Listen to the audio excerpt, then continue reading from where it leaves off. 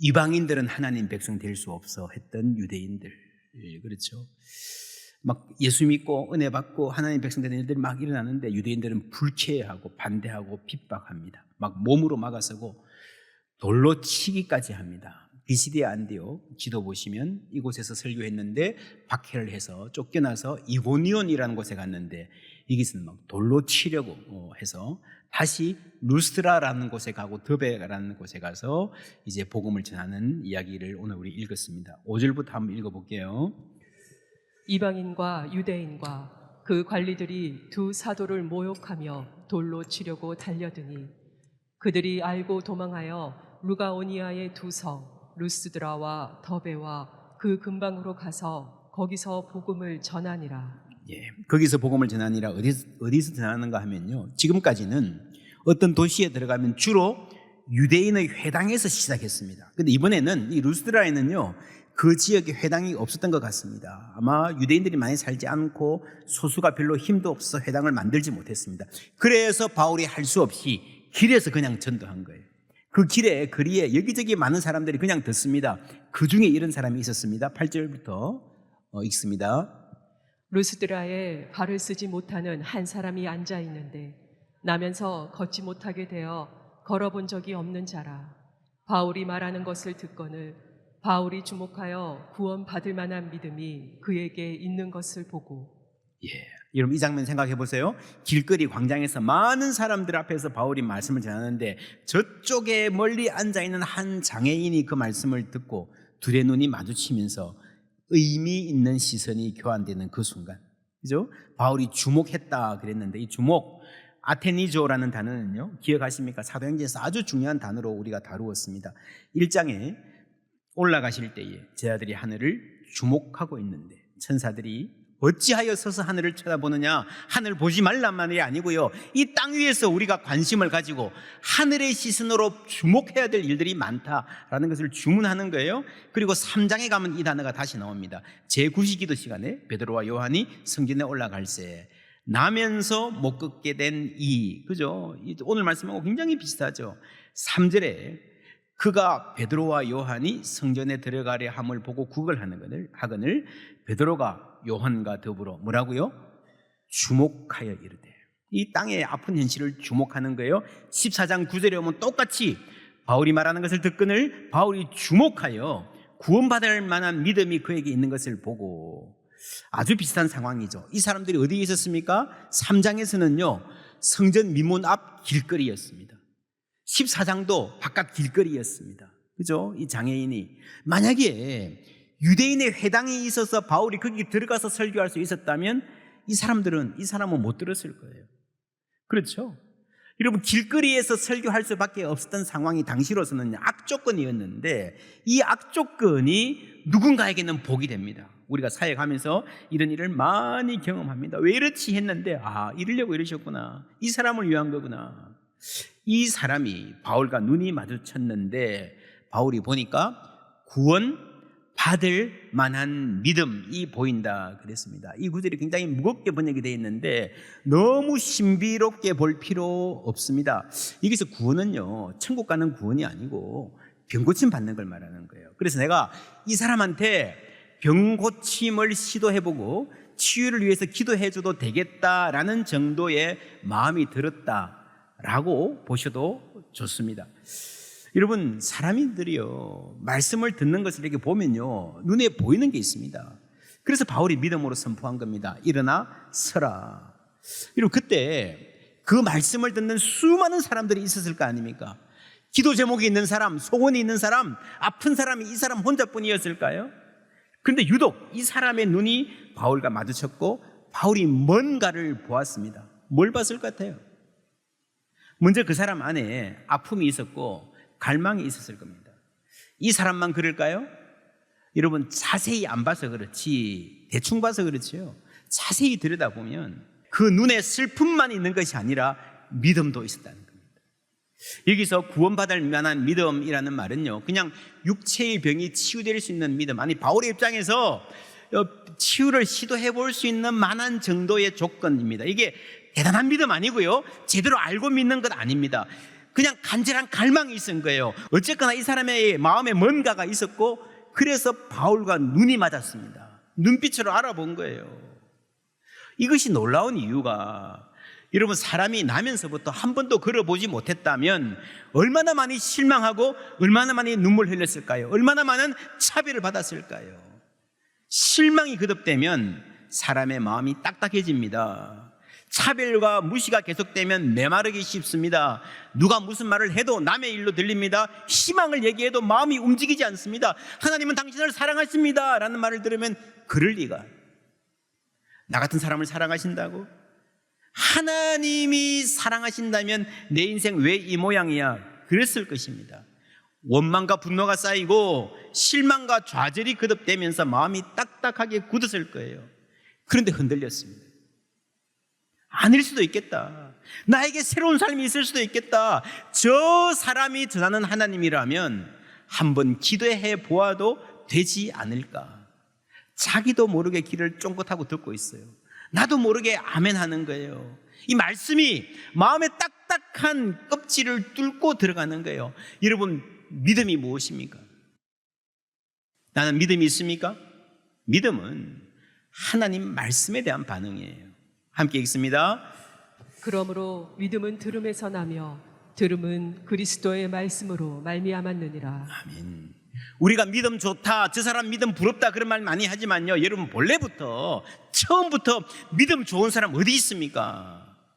또는 그런 말 합니다. 저는 믿음이 없어요. 그게 그냥 겸손의 말이기도 하지만 정말로 그럴 수 있습니다. 그러나 그거는요, 어제까지예요. 오늘 이 시간 하나님의 말씀 듣는다면 그 말씀 때문에 나는 믿음의 사람 될 수 있습니다. 하나님의 말씀이 우리에게 믿음 주시고 인생을 바꿔놓을 수 있을 줄 믿습니다. 이 시간부터 다른 사람 될 수 있는 거예요. 지금 이 장애인이 무슨 대단한 성경 지식이 있었던 것도 아니고 잘 믿어보겠다는 결심이나 열심이 있었던 것도 아니에요. 그냥 말씀 듣는데 마음이 열렸어요. 그 마음을 보고 그 믿음을 보고 바울이 일어나 그랬고 그대로 되었습니다. 믿음대로 되었습니다. 그게 믿음이에요. 그리고 그 후에 일어난 일, 우리 11절 12절 함께 읽습니다. 무리가 바울이 한 일을 보고 루가오니아 방언으로 소리질러 이르되 신들이 사람의 형상으로 우리 가운데 내려오셨다 하여 바나바는 제우스라 하고 바울은 그 중에 말하는 자이므로 헤르메스라 하더라. 도시가 난리가 났습니다. 여러분, 신으로 갑자기 숭배하는 거예요. 당시의 도시들은 방문해 보시면 여기저기 우상으로 가득했습니다.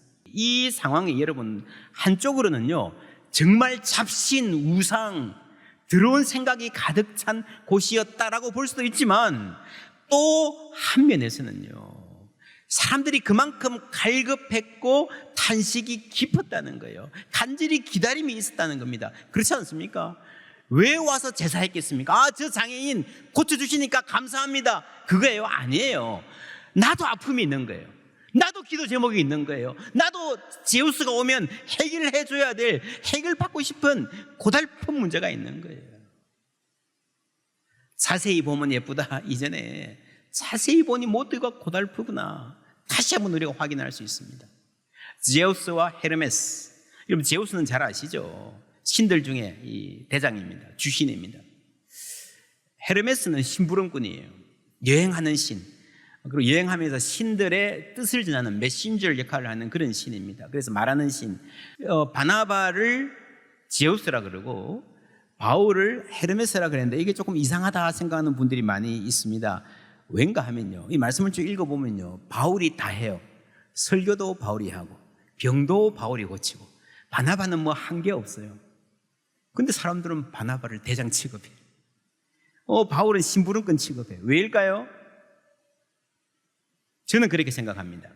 바울이 그렇게 보이도록 행동했을 것이다. 여러분, 사람들이 같이 다니는 거 보면 알잖아요. 누가 대장인지. 누가 보아도 바나바가 팀장이다, 어른이다 알 수 있을 정도로 바울이 처신했을 것 같아요. 여러분, 이 바울과 바나바가 구부로에서부터 같이 다니는 거 보면요 바나바보다 바울의 역할이 점점 더 커집니다. 바울이 똑똑해서 그런지 탁월해서 그런지 성격이 급해서 그런지 모르지만 바나바는 점점 줄어들고요. 바울의 역할이 급속도로 커지는 거 볼 수 있습니다. 그렇다고 바나바는 그냥 뒤로 물러나서 그냥 그늘에서 소외되어 있었을까? 아니에요. 그렇다면 다 보이는 거죠. 만약에 그랬다면 바나바를 제우스라 했을 리가 없습니다. 그죠? 저분이 어른이구나. 여러분, 이것이 팀 사역의 지혜입니다. 바울이 그랬을 것 같습니다. 어떻게 알 수 있는가? 14절 15절 함께 읽습니다. 두 사도 바나바와 바울이 듣고 옷을 찢고 무리 가운데 뛰어 들어가서 소리 질러 이르되 여러분이여 어찌하여 이러한 일을 하느냐? 우리도 여러분과 같은 성정을 가진 사람이라. 예. 인기가 올라갈 때, 영광을 받을 때 옷을 찢고 거부했죠. 내 영광을 위해서 살지 않았다는 것입니다. 내가 돋보이는 것이 내 삶의 목적이 아니었다는 거죠. 하나님 영광 위해 사는 거예요. 여러분, 내 영광이 목적이 아니고 하나님 높이는 것이 목적인 사람은요, 사람과 사람과의 관계에서도 상대방을 높여주며 자신을 낮추며 살아갈 수 있습니다. 똑같은 원리예요. 내가 잘나기 원하면요, 여러분, 당장은 좋을지 모르지만 주위에 점점 사람들이 사라지고 사회가 약해지게 되어 있습니다.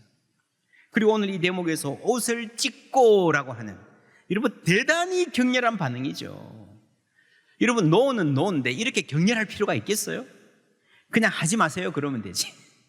우리는 겸손하고 온유하고 할 수만 있으면 부드러워야 되지만 때로 단호할 필요가 있습니다. 경각심을 가져야 될 때가 있습니다.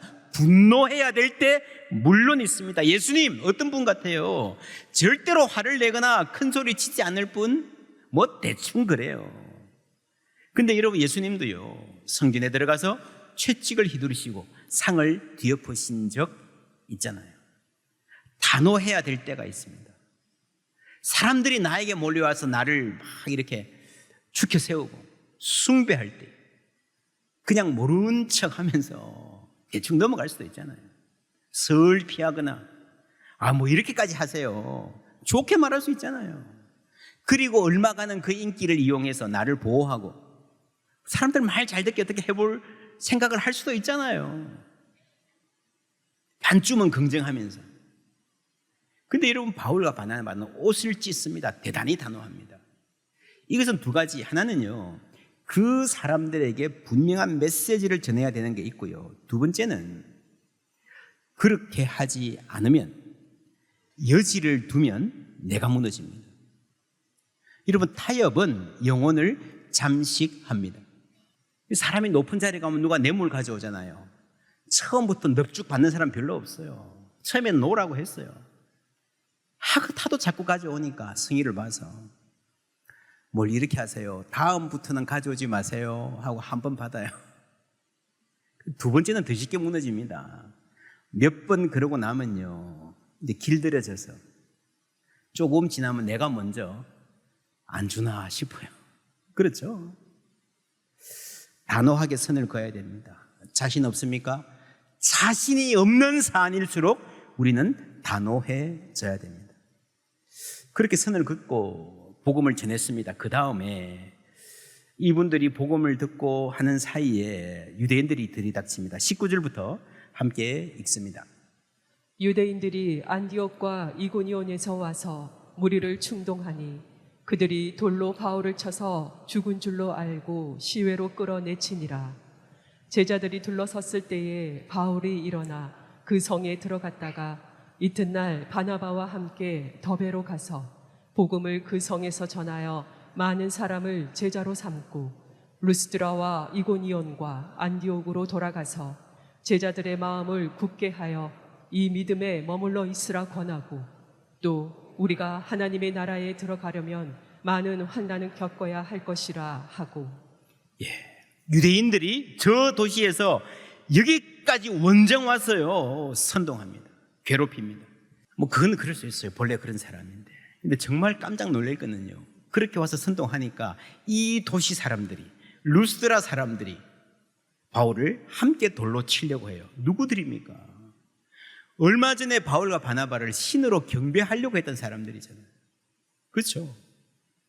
여러분, 이게 사람입니다. 바울만 그랬습니까? 예수님도 똑같이 경험하셨죠. 호산나 호산나 하던 무리가 불과 며칠 후에 십자가에 못 박으라 외쳤잖아요. 여러분, 인간적으로 생각하면 얼마나 섭섭하고 얼마나 실망스럽습니까? 그렇죠? 이 사람들을 의지했다면 대중의 반응, 설문조사, 유튜브 조회수, 박수, 모이는 숫자, 그게 바울 사역의 평가였다면요, 분노했을 거예요. 절망했을 거예요. 날아오는 돌에 맞기 전에 혈압이 올라서 쓰러졌을 거예요.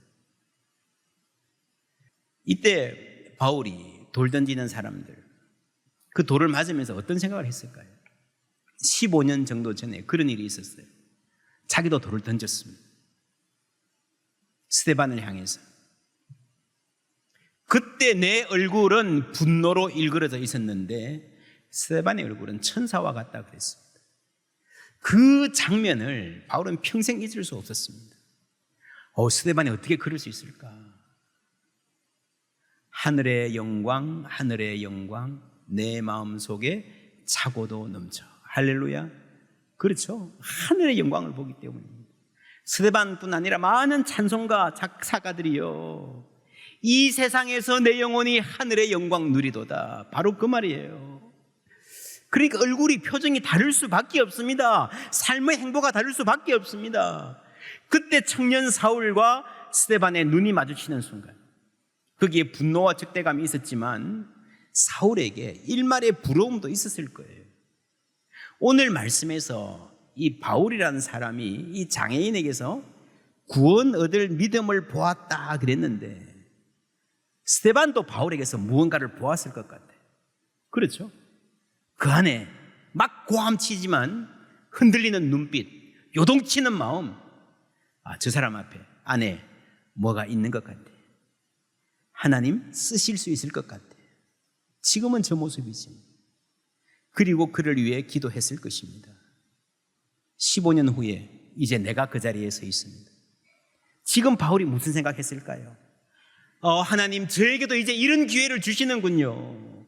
그리스도를 위해서 죽을 수 있는 그 영광, 빛나는 얼굴로 이 세상 마지막 바이바이 하는 그 스데반의 얼굴이 그렇게 부러웠는데, 이제 저도 주의 영광 위에 살다가 잠깐 후면 천국에서 눈을 뜨겠네요. 아마 그랬을 것 같아요. 그리고 눈을 감습니다. 눈을 떠보니까 안 죽었어. 천국이 아니야. A씨. 뭐 그러진 않았겠지만 약간의 실망이 있었을 것 같아요, 제 생각에는. 이것이 여러분 단순히 사람들이 죽은 줄 오해했을 수도 있지만, 더 많은 가능성은 실제로 의학적으로 볼 때도 죽음이라고 판정할 만한 상황인데 살아나는 사람이 있잖아요. 예전에 제 이웃에도 그런 분 계셨습니다. 아주 드문 일 아닙니다. 어쨌거나 죽었다 생각했는데 살아나서 사람들이 깜짝 놀랐을 겁니다. 그런데 오늘 이 말씀을 보시면요, 이 성경이 죽었다가 살아났다 막 이걸 그렇게 막 그냥 막 요란하게 막 화려하게 막 그렇게 보도하지 않습니다. 그냥 막 아주 담담하게 건조하게 묘사합니다. 죽었다가 살아난 건 놀라운 건데, 그런데 더욱 놀라운 것은요, 바울이 그렇게 일어나서 계속해서 복음을 전했다는 사실입니다. 이런 보통 사람 같으면 가능하겠습니까? 운전하다가 큰 사고 겪으면요, 당분간 운전하기 힘들어 하잖아요. 트라우마라 그러잖아요. 내가 복음을 전했는데, 그것도 그렇게 성공적이었는데, 온 도시가 막 열광했는데, 그 사람들이 갑자기 돌변해서 나에게 돌을 던진다, 죽어라 그런다. 다시 사람들 앞에 설 수 있겠습니까? 다시 그 도시에 들어갈 수 있겠습니까? 그 사람들 얼굴 마주할 수 있겠습니까? 그런데 바울은요, 죽었다 하는 그 자리에서 그냥 툭툭 틀고 일어나가지고요, 하던 일을 계속하는 거예요. 여러분, 그 힘이 어디에서 나왔겠습니까? 여러분, 사람이 높아질 때 교만해지지 않을 수 있는 힘, 그것과 실패해도 무너지지 않는 힘은요, 동일한 것입니다. 내가 내 영광을 위해 살아요? 내가 돋보이고 내 잘난 맛을 여러분 만끽하는 게 인생의 가장 큰 재미예요. 그러면요, 높아지면 교만하고 잘 나가면 촐랑대고요, 조금 안 되면요 그냥 뭐 죽을 듯이 비참하다 그래요. 바울의 삶은 성공에 취하지 않고 실패에 무너지지 않는다. 는 삶을 하나님의 영광으로 살아가는 삶을 잘 보여줍니다. 빌립보서 4장에 나오는 말씀 함께 읽습니다. 나는 비천에 처할 줄도 알고 풍부에 처할 줄도 알아. 모든 일 곧 배부름과 배고픔과 풍부와 궁핍에도 처할 줄 아는 일체의 비결을 배웠노라. 내게 능력 주시는 자 안에서 내가 모든 것을 할 수 있느니라. 아멘, 할렐루야. 이 말씀이죠. 풍부에 처할 줄도 안다. 이 말은요, 누릴 줄 알고 즐길 줄 알고 뿐만 아니라 그 풍부 때문에 여러분 사도행전만 봐도 아주 뭐 총독들, 고귀한 사람들과 친구처럼 지내는 게 많이 나와요. 동시에 사회 가장 밑바닥에 내려가서 함께하는 모습들 함께 나오지 않습니까?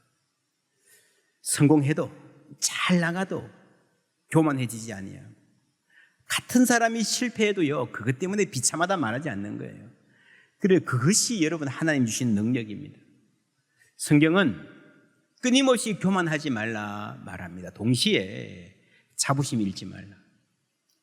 하나님 믿는 사람으로서 하나님의 자녀로서의 건강한 자부심이 있어야 하고, 그 내적인 자부심이 진정한 품격을 만드는 거예요. 진정한 품격. 사도행전 16장에 보면 이런 말씀 나옵니다. 함께 읽습니다. 바울이 더베와 루스드라에도 이르매 거기 디모데라 하는 제자가 있으니 그 어머니는 믿는 유대 여자요 아버지는 헬라인이라.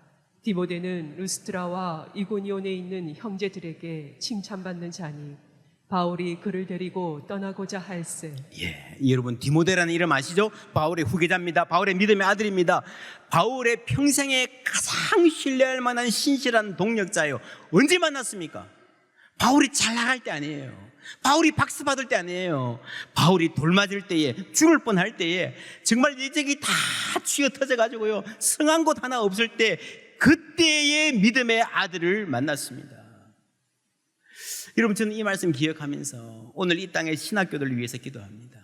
교회가 잘 나갈 때, 주의 종 되는 게 좋아 보일 때에, 여러분 그때가 아니라 정말 가장 힘들 때에, 예수 믿고 핍박받을 때에, 손가락질 받을 때에, 그때에 가장 진실한 그리스도의 제자들이 탄생하기를 기대합니다. 그게 성경의 증언이에요. 바울이 도래마다 죽어가면서 디모데와 눈빛을 교환했을 가능성이 높습니다. 그 옛날 스데반과 바울의 눈빛, 스데반의 그때의 표정과 온화함과 누리던 평화가, 샬롬이 바울에게 잊을 수 없는 인상을 남겼듯이 오늘 죽어가면서 보여준 그 바울이 갖는 사랑과 희망이 디모데의 마음을 흔들어 놓았을 거예요. 그리고 바울이 살아났는데 툭툭 들고 일어나서 계속 하나님 말씀을 전하는 거예요. 그 말씀을 들으면서 누구도 꺾을 수 없는 생명의 역사가 여기에 있구나. 할렐루야. 그래서 사나 죽으나 하나님 영광 위하여 사는 사람이 되어가는 거예요. 여러분, 이 힘은 핍박받을 때에 더욱 빛나는 믿음의 능력인 줄 믿습니다. 성공해도 그 성공에 취하지 않는 사람, 실패해도 그것 때문에 무너지지 않는 사람, 하늘의 영광으로 살아가는 사람입니다. 이 능력, 이 기쁨 우리 모두 누리며 전하는 복된 주의 백성들 되시기를 주님의 이름으로 축복합니다.